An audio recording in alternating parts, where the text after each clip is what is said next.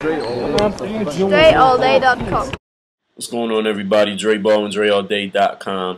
A common question that a lot of players ask is, how do you remember when you're working on all these moves and techniques that whoever you are, what you work on, how do you remember to do the moves in the games? Because in games, usually people say, I forget the moves, or I can't remember which move to do, or I practice so many, I can't think of which one.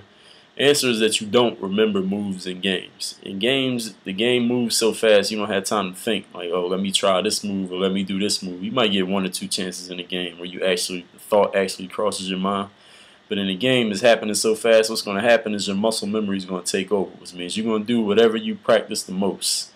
Those are the things you're going to do in the game. Your body's going to remember for you. Your mind's not going to have time to say, oh, let me try a crossover right now, because you don't have time to do that and set it up and think about how to do it and all that. So whatever you practice the most, that's what your body automatically is going to go to in a game. And if you consciously think of trying something for the first time once or twice, usually I found you'll do it and then your body will remember it and say, oh, I did that in the game before, I'll start to do it.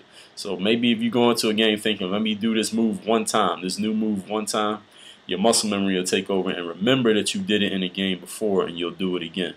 But overall, it's just going to be what you're doing the most that your body's just going to do naturally. You don't have time to think. So hopefully that answers your question. So get in the gym and work on your game. The more stuff you work on, the more chance you got of pulling it off.